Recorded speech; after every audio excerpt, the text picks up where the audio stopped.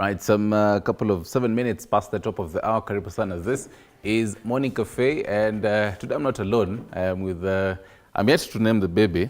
I don't know, sijui kama ataitwa baby Nyeringita today. And Esther Kimani is joining us this morning. She's a doula and infant feeding specialist. That's quite a mouthful title. I know, and there are many more, but I thought for the topic today, those ones will do. Uliona utafute mmoja mwenye ananitafuta. Ananifanana. Anafanana. Amekaribia. Kidogo. Kimwangalia. Good pass. Welcome. Thank you so much. Who's a doula and infant feeding specialist? So those are two different topics. I mean, two different titles. Yeah. A doula is someone who supports parents from when you conceive to when the baby is born to help you navigate that journey.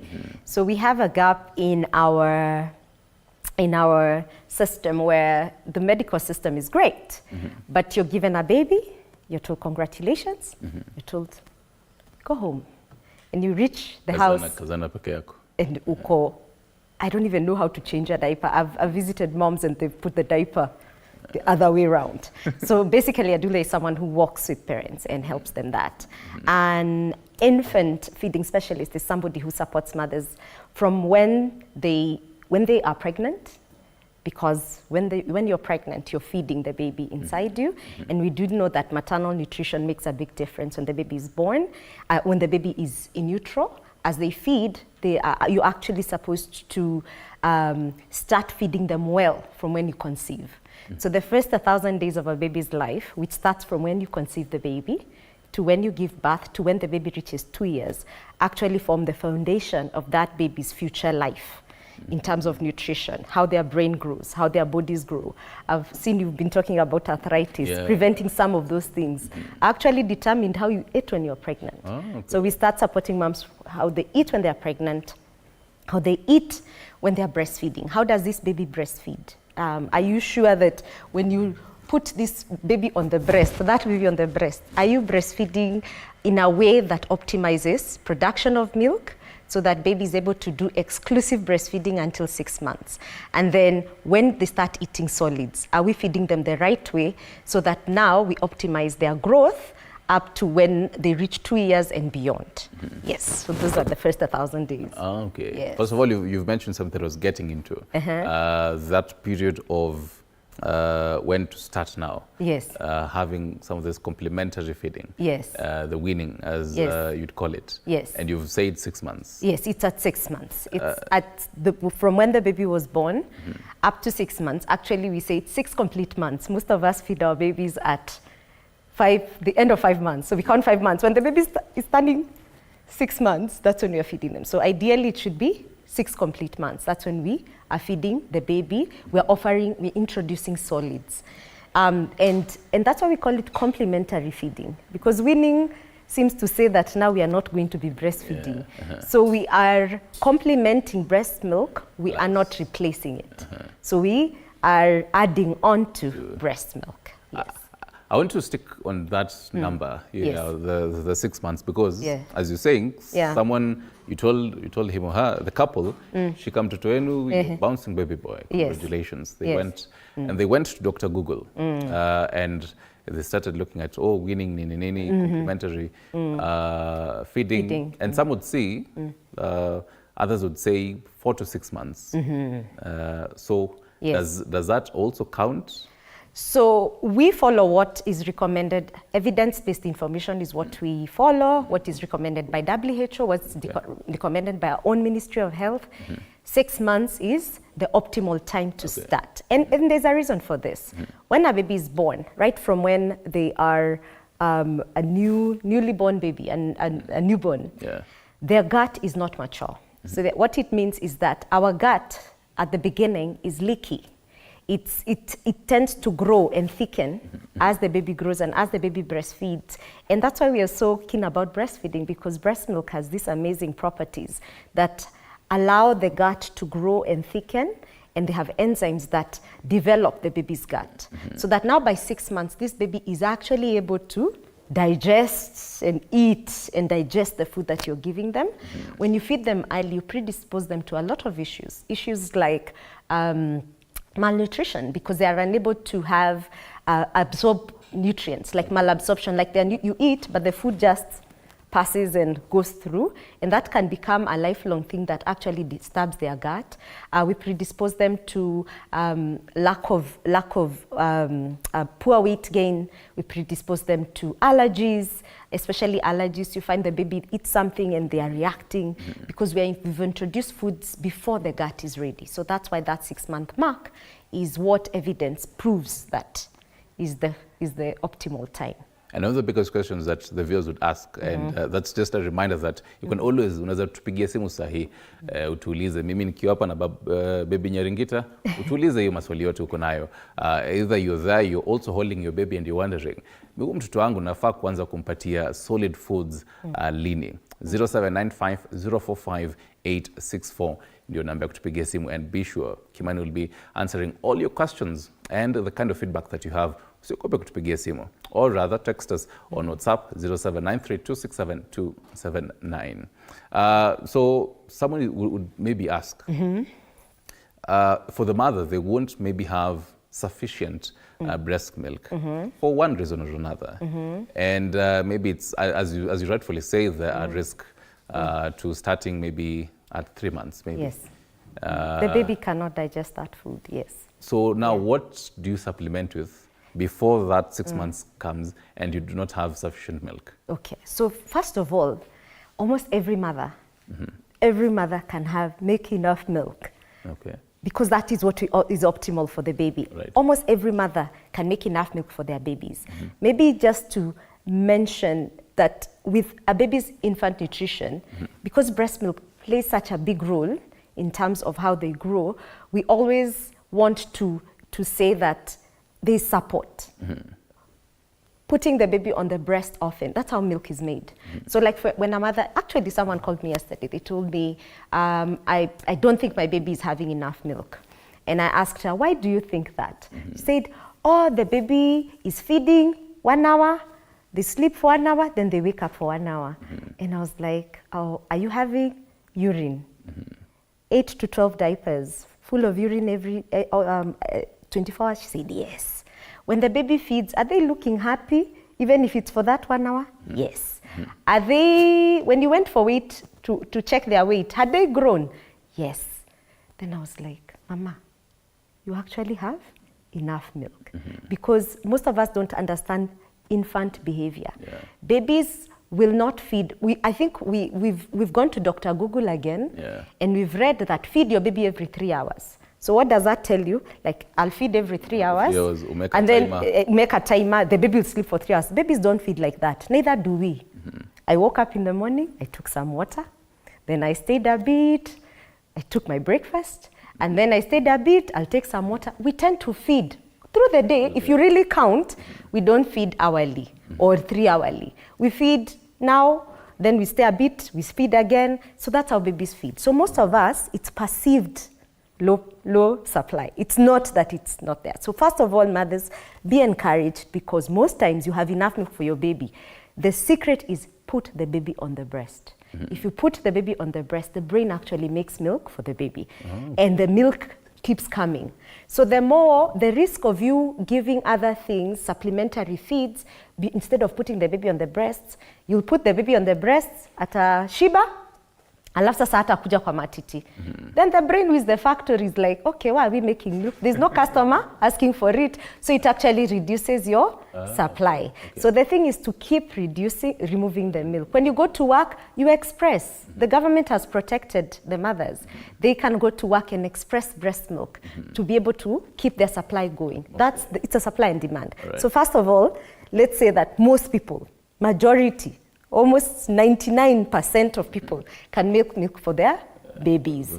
But if you don't have enough milk, or there's really we are saying, and the only way we say that you don't have enough milk is if the baby is not adding weight. So if I go and I weigh your baby, and I come in with a scale and I weigh my baby, and the baby has not added weight, then I'll be asking, what is happening. So do we see what's happening about the supply? And we've proven that now there's no milk. That's when now your healthcare provider would be able to guide you through how to get supplementary feeds for the baby, but not giving solids. So they are the foods that are given for babies who are not yet ready for solids. We call them supplementary feeds, and those are supposed to be, you're supposed to be advised by your healthcare provider, having looked at what we are seemingly baby hashibi. So babies cry for different reasons wa Kenya, si lazima tu ni chakula. Okay, so tumeongelelea ya before, the risks zenye itakuwa before. So what about now? Mtoto amefika 6 months, ashaingia 8 months. Remember unazuia ngoto, unaona mtu akimumunya kidole anaambiwa wewe ni kama uliacha ukanyonya even for longer periods. Is there any risks of not introducing Yes, definitely there is. When the baby turns 6 months, now why are we adding solids? Because there are some gaps. There's some gaps in there's some gaps in the food that the baby is being given. So these gaps are several. Number one, so when the baby is in the tummy, that's why we talk about what the mother eats. When the baby is in the tummy, they store iron for themselves, because breast milk only has 2% of iron, and iron is what helps us make blood. So when the baby is starting to stay too long without eating solids, then it means they become iron deficient. So if you stay for too long, like you reach 8-9 months, you'll find that your baby now is anemic. They don't have enough blood. So that's one of them. The second thing is that the baby will not have enough energy. Ile maziwa ya mama inakuwa inataka kusaidiwa. So bado ni the main food, lakini inataka kusaidiwa. So the baby must eat high energy foods, so we'll see a loss of weight gain and of course growth and development. So those are some of the risks. Then also the baby, if you stay too long, the baby might refuse to eat. So food acceptability. Unampatia chakula hataki, anataka tu maziwa, which is a problem because as they grow, of course, they need to eat. So you find them becoming very fussy. So that's why we are talking about that optimal age. Not early, just enough time. And also not taking too long. Because I also have moms with a lot of milk. They are like, siniendele tu, I don't have to introduce solids. I have a lot of breast milk. So babies still need to feed for 6 months to meet those gaps of vitamin A, iron, so that they get enough iron, and also to be able to grow, to have enough energy to continue growing. Yes. Kuna wale those mothers who tukiendelea na kizungu sana tunaweza poteza, so tunaweza changanya. Sawa. Ni foods gani zenye now this young mom anafaa kuintroduce sasa? Because yes, tumesema fine by 6 months anafaa kuanza nayo. Which ni chakula gani anafaa kuanza? Ni chakula gani? So kwanza tunafaa kupatia watoto chakula ile wewe unakula. Ile introducing, tukisema tunaanza kuintroduce chakula, tunawa introduce kwa chakula gani? Si ni ile wewe unakula. So first of all, it should be based kwa chakula yetu. The most favorite food watu wanapenda kupatia watoto wetu, umesikia? Ukisikia vile tu umesikia. Ukisikia mtoto anakuanga ugali na maziwa combined, mara nyingi sio hiyo. Mara nyingi ni pumpkin na spinach. Alafu imechemshwa, alafu ikablendiwa, imepatiwa mtoto. Ndio maana watu wengi wako na trauma ya pumpkin. Exactly. Mtoto ako what is happening? Sasa hiyo in terms of ile nutrition iko haitasaidia mtoto. Mtoto ni binadamu kama wewe, human being. Lazima akule ile tunaita balanced diet. Tukisema balanced diet, lazima ikuwe chakula cha nguvu. Chakula cha nguvu ni zile tunaita carbohydrates ama starch. Kita hiyo ugali, hiyo mchele, hiyo potato, waru, sweet potato, nduma, ngwashe, hizo ndio chakula cha nguvu. Alafu lazima mtoto pia apewe protein. Ile sasa ndio inasaidia ile mishipa na bones zikue. So hizo ni kama nyama, mayai, maragwe, hizo ndio proteins. Maragwe, ndengu, hizo ndio proteins. Lazima pia mtoto akule ile mboga. Tukisema spinach, na watu tupea mtoto spinach, lakini Kenya tuna vegetables nyingi, kuna courgette, broccoli. Hata managu unaweza. Managu, terere, kunde, kuna zile zingine nyanya, hoho, zote si vegetables. Alafu pia lazima apewe matunda, lakini matunda hatuwapei sana. Na tuanzi na matunda. Ukianza na matunda ni very sweet. So umepatia mtoto huu sweet, alafu sasa upatie ndoma. Tasema mimi sitaki ile. Ni sisi tunafunza watoto wetu ile taste flavors. Okay. So ukimpatia ile flavor very sweet as the first foods, utaona ukianza kumpatia ile bland foods hataki, jua anasema it's too sweet. Okay. So tunaanzanga na kitu, that's why like my favorite ni uji. Sababu uji ni bland, si ndio? Lakini bado ni chakula cha nguvu, tunapatia ule mtoto chakula cha nguvu. So tunaanza na hiyo. Yeah. Right. Naona kuna maswali zishaanza kuingia on WhatsApp 0793267279. Unaweza rusha your question hapo, tutakuwa tunaisoma and Kimani will be answering it. You can also tell us if when a parent ulianza kuintroduce solid foods kwa mtoto wako akiwa miezi ngapi? Yes, tueleze. First of all, I definitely have to say, kushikilia mtoto nishaanza kuchoka. Ushaanza kuchoka? Anza kuchoka. I don't know how moms do this, but na huyu ni mdogo. Imagine akifika kilo 10 na bado lazima umbebe kilo 10. Mimi nishaanza kuchoka. Anyway, so first off, swali tuko nayo ni good morning. What can I supplement breast milk before 6 months? I know you've touched on this, but unaweza rudia ndio pia aelewe. So tunaendanga na guidelines sasa kama public forum kama hii, tunasema either una reach out kwa mtu kama mimi on the side, ama uende hospitali, ule nurse pale ama ule daktari wako ataku-advise about that. Right. Yes. Lakini please start expressing milk, start pumping milk, put the baby on the breast. You can still increase your supply ukiwa nyumbani. Okay. Yes. So ile pili, what makes baby akatae ku breastfeed yet there is plenty breast milk? So I wish angetupatia more information, sababu kukataa inaweza kuwa mara nyingi ni juu tumewapatia chupa. So unajua chupa ni ile na shiba. No, kuna sample ya hiyo ni ya uji. Ni ya kukunywa maji ama uji. Okay. Ama nini. So mara nyingi hata ndio tunasema tuwapatie watoto hata breast milk ile umeexpress na kikombe. Okay. Ukiwapatia ile chupa mara nyingi ndio wanakataa. Ukipatia chupa ananyonya. Babies ni kama tu sisi, hatutaki kufanya kazi na nguvu. So ukiwapatia maziwa na chupa anashiba in 2 minutes, lakini matiti lazima akae hapo ndio aweze kutoa maziwa. So ukiwapatia chupa wana prefer chupa. Okay. Sababu anasema ile ni kazi rahisi. So giving the bottle can make the baby refuse to breastfeed. Other things is like you as the mother changing your perfume because now you smell different. Okay. Or even the foods you eat. So you are on maternity leave, ulikuwa unakula ile chakula nyumbani, umeenda sasa job unaanza kukula different foods. It makes the flavor of your milk taste different. So your baby can also have a problem. So we actually tell mothers carry food from home so that the milk doesn't change. It could also be babies can be falling unwell for one reason or the other. But also watoto wakifika around 4 months, they become very interested in the world hapo. So ni ile distraction. So ukipeleka mtoto in a quiet room, funga curtain, ikue very quiet, you'll find that the baby now is willing to eat, switch off the TV. All those things can make the baby very distracted. So going to a quiet place can help the baby go through. But again, you can seek help from a lactation specialist like me, and there are others, my colleagues out there, so that you can get help. Right. Yeah. The first question ametuma follow-up.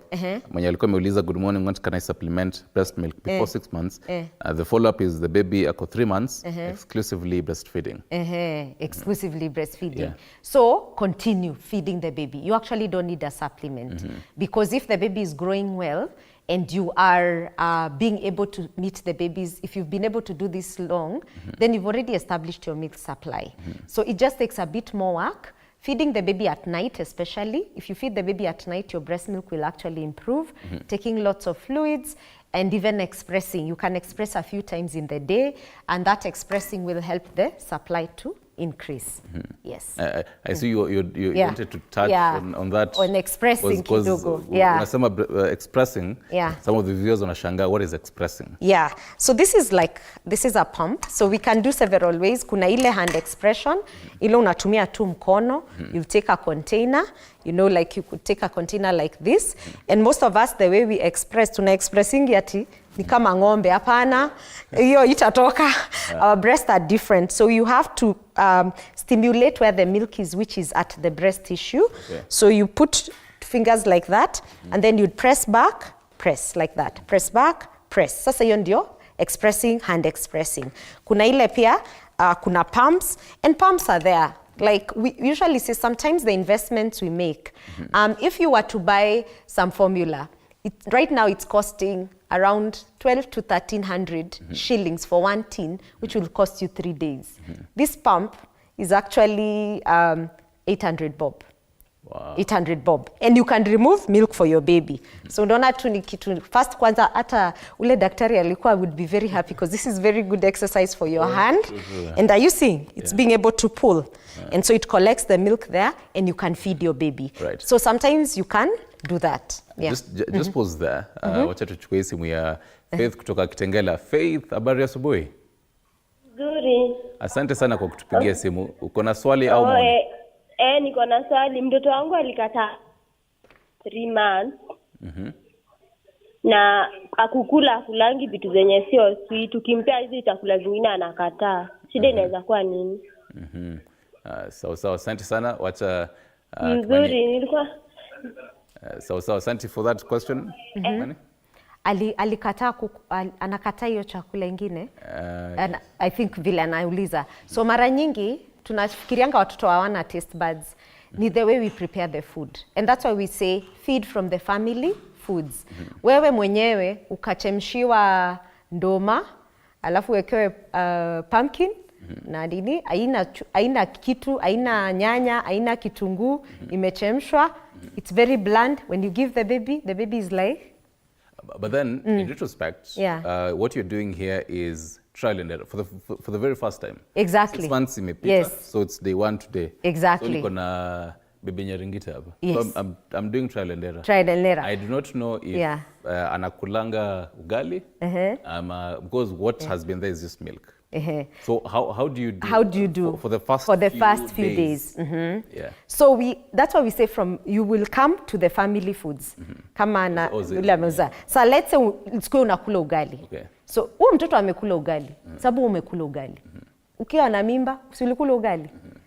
Akiwa kinyonya, ile breast milk na ile chakula mtoto anakula kwa tumbo inatoka kwa ile chakula wewe mwenyewe unakula. So those are already familiar foods to the baby. Okay. So those are already familiar through tumbo, akiwa kwa tumbo na vile ananyonyesha.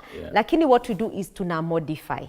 So nitachukua ile uma ya whatever, naweza anza hata na hiyo ugali, nichukue ile soup, labda nimechemsha some vegetables whatever, nitachukua hiyo, nitamash. Ugali sijawahi ona mtoto amereact kwa vegetables, by the way. Sijawahi. Vegetables mara nyingi hakuna. So nitachukua ile hata pumpkin leaves, riseveve. Nitaichukua, ni mash pamoja, nipatie mtoto. Nikikaka niona hiyo iko sawa. Nitachukua sasa waru. Maybe waru, nitachukua waru na labda sasa some chicken liver. Si chicken liver ni mzuri. Nitamash hiyo vizuri.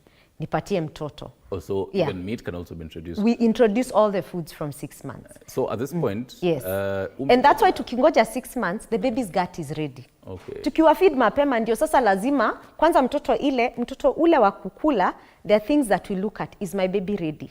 Maybe that's the place to start, so that you even know how you're introducing the food. How do you know mtoto wako ako ready? Number 1, ile weight alizaliwa nayo, double, iko mara 2. Kama mtoto alizaliwa 3 kilos, sasa ako 6 kilos. Number 2, ule mtoto anaweza kaa chini. Like, kaa chini. Why? That tells us that the length, ile gati yake imerefuka, sasa inaweza chukua solids. Chakula itarudi haraka. Kwa hivyo mtoto wako kama hakai chini, sometimes mtoto wako anakuambia hayuko ready. Thirdly, mtoto wako lazima akuwe amerecognize food. Kwanza wanakujaga hata wanakuangalia, alafu anaanza hata kuchu. Wewe ukikula anafuata kijiko. So hata unaona akitoa mate. So recognize there's something else that people are eating. Okay. Number 4, ule mtoto mdogo huo mchanga like huo wa 3 months, ukimpatia chakula akiweka kwa mdomo anatoanga anatang hivi. Lakini ule amekomaa amefika wakati wa kukula, ukimpatia hata itoa, anaiweka kwa mdomo. So those are all signs. Na hapo sasa ndio contact tuongelee. Juu mdomo ndio the entrance of all this. Yes. For the solid foods, for example. But then as you're saying, at this point it's mashed. Yes. Ndio pia na iko soft. So as someone who akona experience, naona huyu mtoto wetu bado meno haijatokea. So for 6 months, how many teeth should be there? They don't have to have teeth. Sababu genetics ndio ina play. Kuna mtoto atapata meno na 6 months, mwingine atapata meno yake ya kwanza na 1 year. Na wote wako sawa. Kuna ule atapata meno yake na 8 months, lakini babies don't need teeth to eat. Ni kama hata shushu. Shushu sometimes hawakuangi hata na meno hata moja, lakini wanakula. So the gums are able to crush. But that's why tuna mashio chakula, tuna make appropriate. Ndio mtoto aweze kufanya nini? Kukula. And going back to the lady who called, ile pia kuforce feed mtoto inafanyanga mtoto asitake kukula. Lazima tupatie respect watoto wetu, sababu ile ukimpatia respect inakuwa yeye mwenyewe ndio anataka kukula. Ukimpatia, tunasemanga lazima ikuwe responsive feeding. Ile una respond kwa mtoto. Mtoto anafungua mdomo, alafu unampea, akisha kula, akifungua tena ndio unampea. Ukimpea kijiko 1, 2, ya 3 aanze kufanya anatan, amekwambia nini? Sitaki. Respect that. Babies don't refuse food. Babies refuse how they are fed.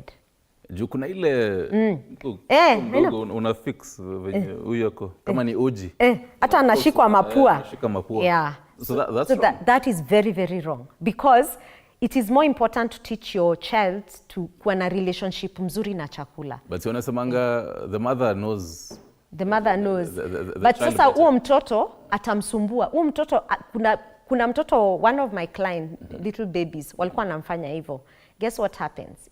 Ile uji iliingia kwa lungs, mtoto akakuwa ICU, karibu aende. Sababu sasa ile alichoke, hiyo chakula ikaingia kwa lungs. It's very dangerous. Sababu umemfunga mapua, una force feed, mtoto analia, kwa hivyo ile airway iko wazi. Kwa hivyo hiyo chakula unafaa unajaribu kumpea, anaweza poteza maisha yake juu ya kuchoking. Lakini mtoto ni binadamu. Nakwambia, njaa uongea. Mtoto akishasema sitaki, wewe peleka chakula jikoni, ngojea 2 hours, si atasikia njaa, ujaribu tena.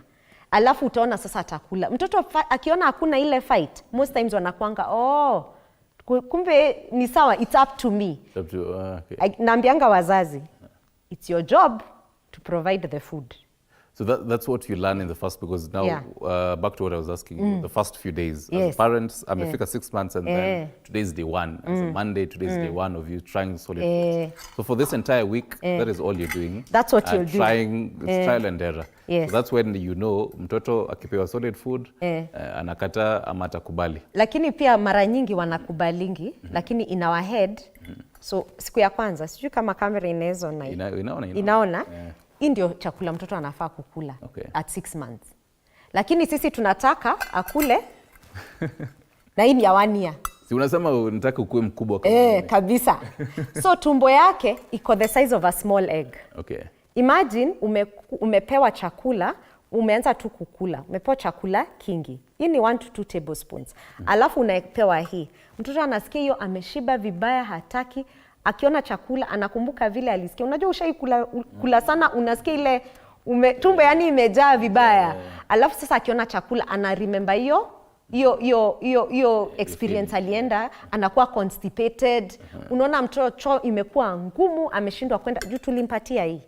Watoto 6 months, hiyo ndio portion. So mara nyingi utaona mtoto amekula vijiko 1, 2, 3, 4, ameshiba. Lakini wewe unasema hajakula, lakini kumbe amekula. Ni hii. So nakwambia inakuanga perceived. Juu wewe unataka mtoto amalize hii. Lakini huu ni mtoto wa mwaka mmoja. Hii ni 9 months. Kwa hivyo ule mtoto unampatia responsive feeding, unampatia ile atakula. Akisema ameshiba, una respect that. Ngojea some other time, unaendelea kumnyonyesha and then anakula. Lakini the first like 2 weeks, mtoto tu unampatia chakula like once a day. Okay. Alafu once a day, ile tu una introduce, ndio umempatia chakula. So for example, hypothetically, you breastfeed, let's say 4 times. Let's go with hypothetically 4 times a day. That's now before the 6 months. Yeah. So 6 months, because you said it's complementary. Unaongeza breastfeeding plus the solid food. So 6 months ikifika, do you reduce the 4 times you used to breastfeed? No. Ama the 4 times in a back and then now you just add? Tunaendelea kunyonyesha kama kawaida. Okay. Because in fact tunanyonyeshanga on demand to count the time. Okay. So mtoto can feed even 20-30 times. So tunaendelea. Lakini tunapatia mtoto, so unaona ni kidogo. It's just 2 spoons. So unampatia like once a day. So ukishamaliza 1 week, 10 days, if you umeona ameenda vizuri, you can give food like twice a day. So we say for the first 6 weeks after you introduce solids, like paka couple 7-8 months, unapatia mtoto chakula, continue breastfeeding and chakula twice a day. So anaweza kula maybe breakfast, alafu maybe supper. Alafu as they go on, unaanza kuongeza snacks in between. Right. Yeah, like lunch. Yeah, but that time tunakaribia 8 months, 8-9 months. So tunaenda tukiongeza solids kidogo as the baby grows and the energy needs increase. Ndio tunaendelea kupatia mtoto. So we start slow and build up. Ndio tunasema ukimpatia nimeona watu day 1 wamepatia breakfast, lunch, snack, saa 4, saa 5. The baby gets so full, they don't even cannot digest that food. Sawa, wanakuwa na ile constipation, wanakuwa na shida ya kukula. So sometimes ni sisi ndio tunafanya watoto wetu wakue fussy feeders, hawataki kukula. Yeah. More questions are coming in, thick and fast, a lot of them. Keep them coming. 079-3267-279. First one, hello, my child is 7 months old, which is 11 kgs. Is she overweight? Something that I wanted to get into. If yes, what should I do to reduce? And she doesn't overfeed. She doesn't like porridge. Anakula chakula yenye nakula na kunyonya tu in between the meals. Hiyo ni Mom Ella anauliza. Tuanze na hiyo kwanza, then we continue the others. Hey, Mom Ella. Hata mimi wangu anaitwa Ella. So very nice. My fellow Mama Ella. You're doing great. Your baby is not overweight. Babies especially, nasikia huyo amekuwa akinyonya. Tunasemanga akianza kutembea atakuwa vizuri. Alianzia wapi? Labda alianzia high weight. Kuna watoto wanazaliwa even from the beginning wamekula kama huyo kama huyo. Lakini breastfed babies usually we don't worry too much about the weight. Just continue feeding the baby as the baby requires. Continue breastfeeding the baby, don't worry. When the baby starts moving around, yani akianza kucrawl, kutembea, ile weight inakuanga tu imeisha. Sababu tena uwezi pekea mtoto on a diet. Tunamweka aje on a diet. And now on that, because here, before the 6 months, you're working with breast milk. Yes. But then now when you're introducing solid foods, it means that there are certain things that you also are constricted to. For example, let's say the amount of oil you use when you're cooking. Does that also play a factor? No, babies need oil. Okay. Oil is part of a balanced diet. Oil, okay, watu wengi hawajuangi hii. Nikikula mboga, ama carrot, ama courgette, hizo tunakulanga. Hizo zinakuanga, tunazitanga zinatupatia vitamins, ndio? Kuna zile vitamins kwa chakula, lazima uzikule na oil, ama ile mafuta, ndio mwili iweze kuzitumia, to utilize it. So nikikula spinach, na nime steam tu na sikuweka mafuta, nime waste time. Ile vitamin A iko kwa hiyo oil, iko kwa hiyo spinach, sitaweza kuipata. So ukipatia mtoto wako umeboil chakula, hujaweka hiyo carrot, hujaweka mafuta, hataweza kuutilize ile chakula kwa sababu hujaweka mafuta. So mtoto anaekewa mafuta kama tu wewe. Lazima tu mtoto akue. Ile kitu mara nyingi tunasema tusiwapatie sana ni chumvi. Sababu chumvi inaweka strain kwa kidney za mtoto. Lakini tunaweza flavor chakula, si ndio? Tukiweka garlic, ginger, nyanya. Do you introduce the kind of spice, because a family is used to spices? Exactly. A number of spices, pilipili hapa na pale. Lakini na mtoto? So yeah, maybe pilipili might be too hard, though I have, especially my Indian parents who give right from the beginning a little. But spices are food, isn't it? If we say garlic, ginger, the ones we don't like are the, you know, the ones that are sold in the shop, you know, the ones. The powder, but if it grows from the ground, like dania is a spice, isn't it? And it's also rich in vitamin K, it's a rich vegetables. So is garlic. Make the food flavorful. The food should taste like yours, so that the baby gets the palate, ile taste ya jamii, akue nayo. Otherwise, ukimpatia bland sana, sasa ukiintroduce ile chakula zake pia anashindwa kukula. Na pia chakula inakuwa flavorful. Najua chakula pia kaina chumvi inakuanga very bland. Lakini nikiongeza kagali kapo ama kajinja, kanapata ile flavor vizuri. Yes. Something else here. So hello, 2 questions. My child doesn't add weight more than 100 grams after 6 months. Number 2, of late when she eats, she takes 2 hours and poops, and then and lastly, mine is 13 months, 8 kg, but she is not okay. She's not sick, very active. Is it okay? Okay. So, just from what she has said, we can tell, sijui kama unaona hii plate. Unaona vile imekuwa divided? This is a big part, and this 3. So most of us, we give babies food in a way that they are not able to retain in the body. Ndio waone vizuri. So, hii part ndio inafaa kuwa starch.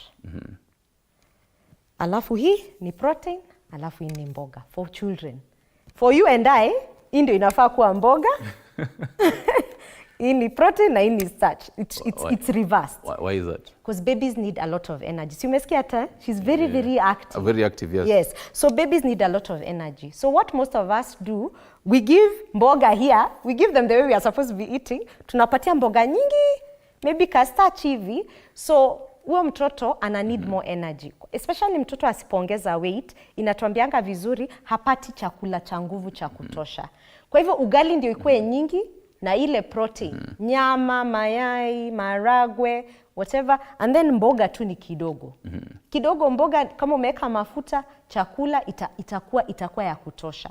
So it's not the other way around. Akipupu sana inatuambia akona too much roughage. And babies hawafanyangi very well na roughage. Inakuwa shida inakuwa unaona sasa anapupu sana. So anatoa sana. So ongeza starch, ongeza starch, reduce on mboga, and give that balance. That's the balance that the baby should eat. Yes. Right. Hiyo ni swali ya Mama Zoe. Thank you for that. Next one, good morning TV47. Please ask our specialist about giving the baby salt and sugar during weaning. Any food iko na salt, au chai na uji iko na sukari. You've talked about the salt. What about the sugar? Sugar. Mtoto akwe mtamu. Akwe mtamu.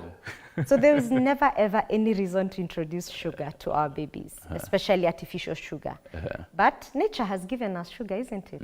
So if I have porridge and I have a banana, if I mash a banana and I mix it with the porridge, have I sweetened it without giving artificial sugar? So does it mean for the artificial, it's not? It's not, because it's not recommended at all, even for us.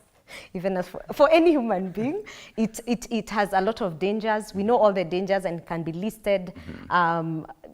Predisposes us to so many things, inflammatory issues, diabetes and all that. So you can sweeten your baby's food with nature's own sugar, but not too much, just kidogo. Unaweza chukua quarter aka banana, mash it, add it. You can grate an apple, you can add another fruit are great to if you have to sweeten the food.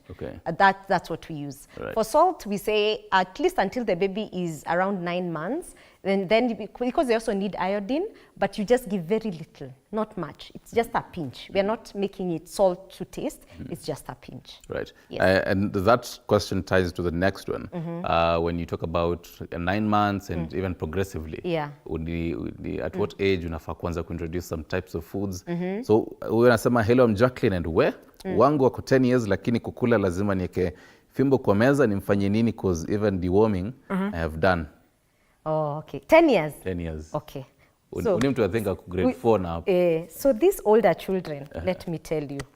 Mama, I wish, amesema jina? Jacqueline, anaitwa Jacqueline. Jacqueline. Yeah. Umechukua mzigo si yako. Wacha tu nikwambie ukweli.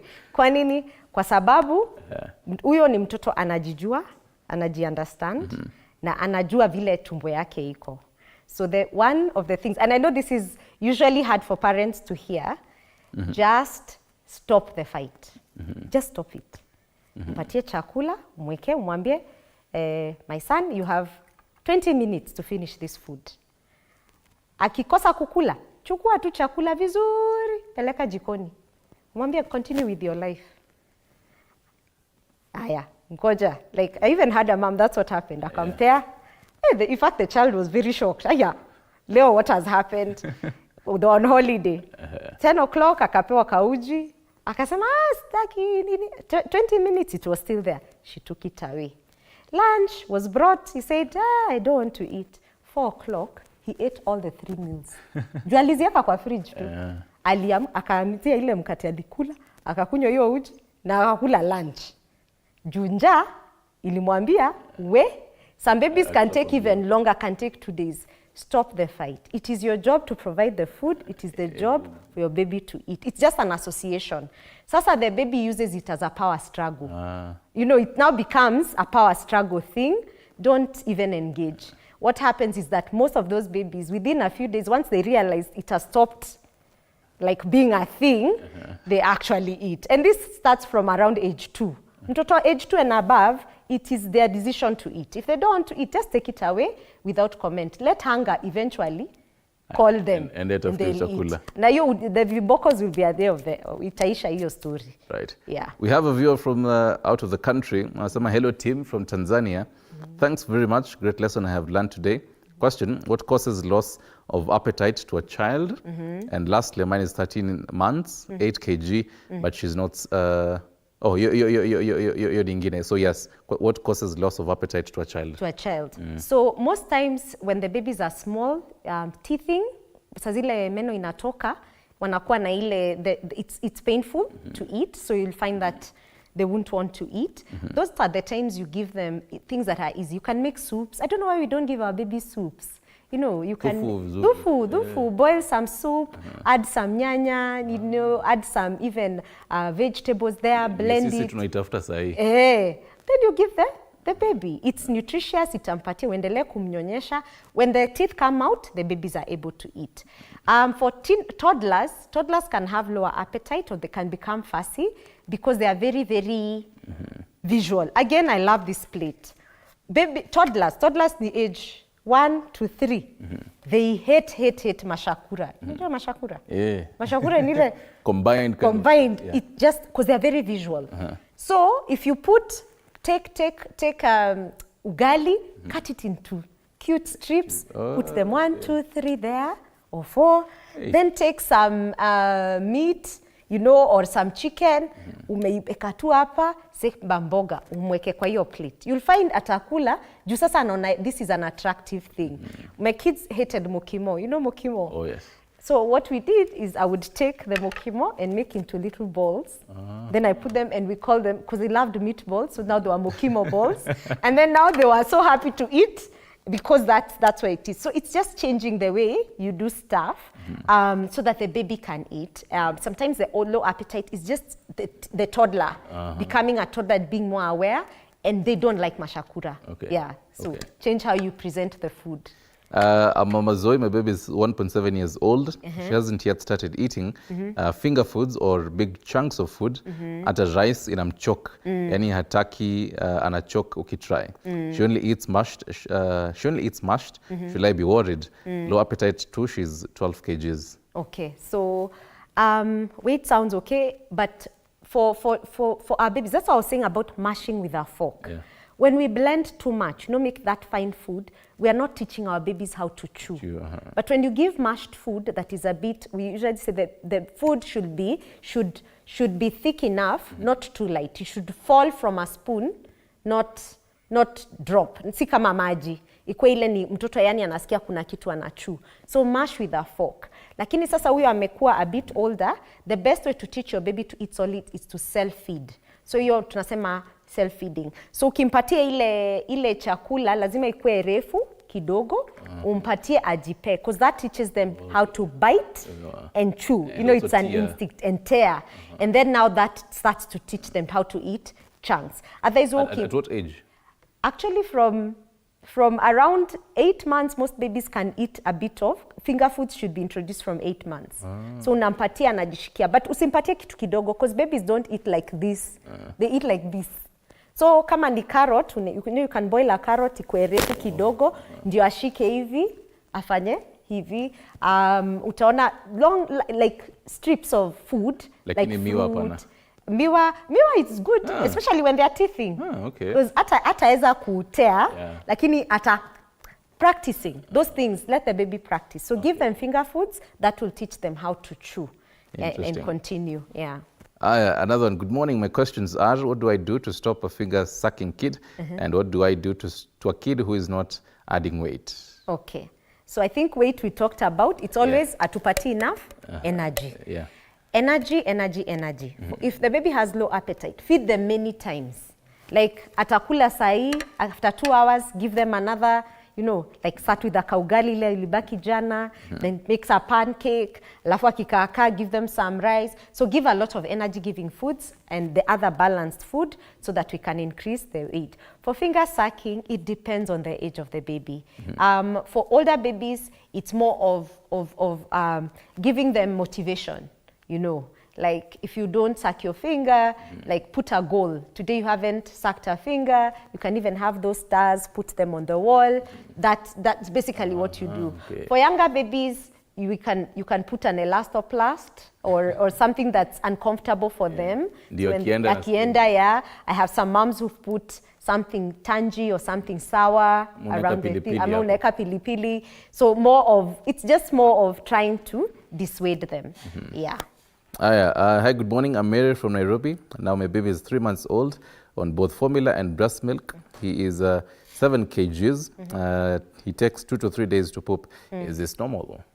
Yes, babies when they are on milk only can take a bit of time to poop.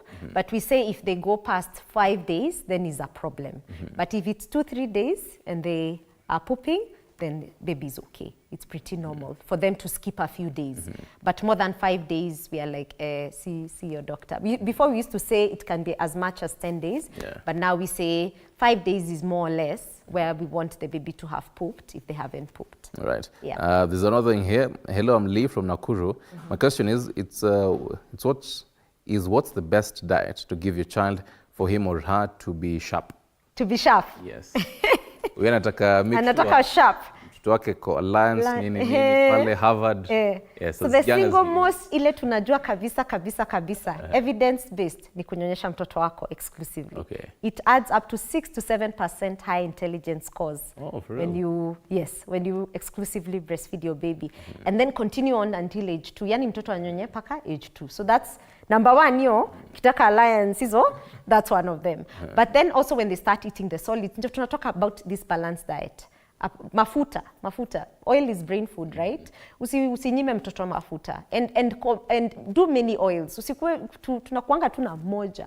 Lakini we have avocado. See, avocado has oils. Yeah. Avocado, unaweza eka coconut oil, kesho uweke sunflower, ingine uweke macadamia, groundnuts, either sauce, all those can give us good healthy oils that help the baby's brain development. Alafu sa kumpatia ile balance. Speak of brain, growing up we've always been told, ukikula kichwa ya samaki unapata A.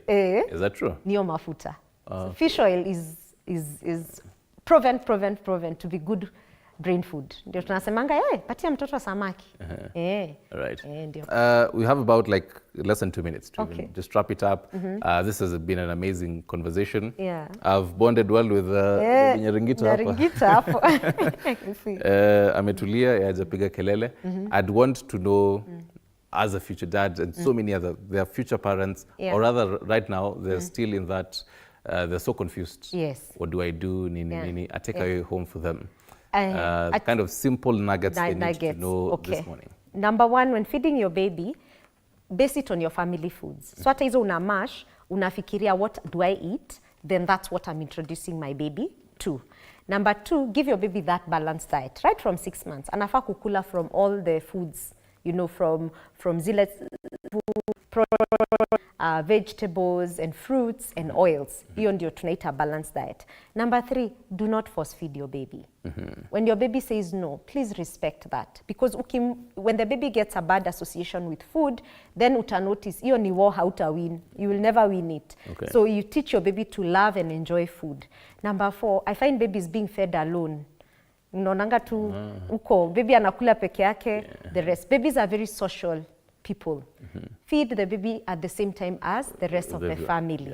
Because that's how they learn how to eat. As they observe you chewing, even them as they observe you taking food from their hand, that's how they learn. But also exactly, yeah. So they learn very quickly when they observe, and also they now enjoy it because they are seeing it as a thing that the family is doing. Right. And then finally, if you have any questions, please don't keep quiet. Your healthcare provider can help, nutritionists can help, so that we are able to meet our babies early. So if your baby is not adding weight well, why? Don't just ukienda hospital remember baby is not adding weight. Go further. What can we do? Because we need to prevent what we call stunting that happens by age 2. Right. Yeah. Right. Thank you very much, Mr. Kimani, an infant feeding specialist. For this conversation, I hope you've learned a thing or two, or even about 20 things. This is what we do every single Monday, giving you matters health tips on what you need to know. I'm yours truly, Stanley Nyarungita, on behalf of everyone here, including Baby Nyarungita. Have yourself a marvelous Monday morning. Tudane kesho for Morning Cafe, 6 a.m. to 10 a.m.